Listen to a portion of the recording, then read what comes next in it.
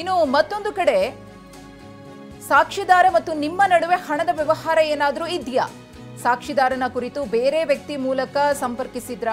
ಸಾಕ್ಷಿದಾರನ ವಿವರ, phone number, ಭೇಟಿಯಾಗಿದ್ದರ ಸ್ಥಳ, ಸಂಪೂರ್ಣ ದಾಖಲೆಯನ್ನ ಕೊಡೋದಕ್ಕೆ ನೀವು ರೆಡಿ ಇದ್ದೀರಾ ಅಂತ ಹೇಳಿ ತನಿಖಾಧಿಕಾರಿ ಪ್ರಶ್ನಿಸಿರೋದು. ಆ ಗ್ಯಾಂಗ್ ಜೊತೆ ನಿಮ್ಗೆ ಏನಾದರೂ ಸಂಪರ್ಕ ಇದೆಯಾ ಅಂತ ಹೇಳಿ ಪ್ರಶ್ನೆಯನ್ನ ಮಾಡಿದ್ದಾರೆ. ಯಾರ ಜೊತೆ ಸಂಪರ್ಕ ಇದೆ, ಅವರ ಹೆಸರು ಮತ್ತು ಅವರ ವಿಳಾಸವನ್ನ ಕೊಡಿ ಅಂತ ಹೇಳಿದ್ದಾರೆ. ಸಾಕ್ಷಿದಾರನು ಯಾವ ರೀತಿಯಾಗಿ ನಿಮ್ಮ ಜೊತೆಗೆ ಸಂಪರ್ಕವನ್ನ ಹೊಂದಿದ್ದ, ನೇರವಾಗಿ ಆತನನ್ನ ಭೇಟಿಯಾಗಿದ್ರ?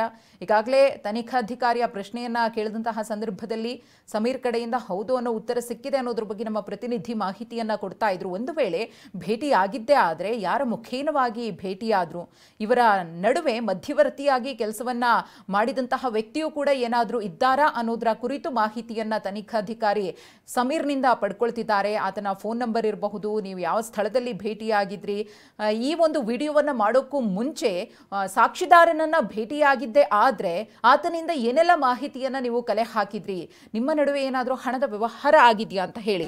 ಈ ಹಣದ ವ್ಯವಹಾರದ ವಿಚಾರ ತಳುಕು ಹಾಕೊಳ್ಳೋದಕ್ಕೆ ಕಾರಣ ಆ ಸಾಕ್ಷಿದಾರ, ಆ ಮಾಸ್ಕ್ ಮ್ಯಾನ್ ಏನಿದ್ದಾನೆ ಆತನೂ ಕೂಡ ದುಡ್ಡು ತಗೊಂಡಿದ್ದೀನಿ ಅನ್ನೋ ಸ್ಫೋಟಕ ಸತ್ಯಗಳನ್ನ ಬಾಯ್ಬಿಟ್ಟಿದ್ದ.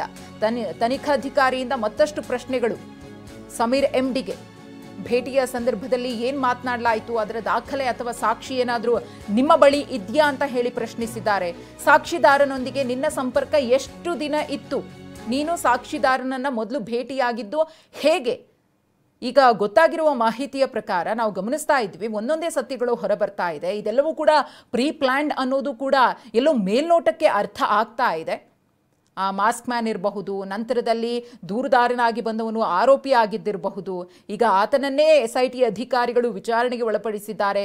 ಹೇಗೆ ಉತ್ಖನನ ಮಾಡಬೇಕು ಅಂತ SIT ಅಧಿಕಾರಿಗಳನ್ನ ಕರ್ಕೊಂಡು ಹೋಗಿ ಗುಂಡಿಗಳನ್ನ ತೋಡಿಸಿದ್ನೋ 17 ಪಾಯಿಂಟ್ಗಳಲ್ಲಿ, ಈಗ ಆತನನ್ನೇ ಉತ್ಖನನ ಮಾಡಬೇಕಾದಂತಹ ಪರಿಸ್ಥಿತಿ ಬಂದೊದಗಿದೆ.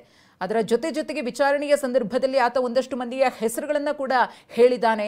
ಹಣಕ್ಕೋಸ್ಕರ ಈ ರೀತಿ ಮಾಡಿದೆ ಅನ್ನೋ ವಿಚಾರವೂ ಕೂಡ ಬೆಳಕಿಗೆ ಬಂದಿದೆ. ಆತ ತಂದಂತಹ ತಲೆಬುರುಡೆಯೂ ಕೂಡ ಸುಳ್ಳು ಅನ್ನೋದು ಗೊತ್ತಾಗಿದೆ.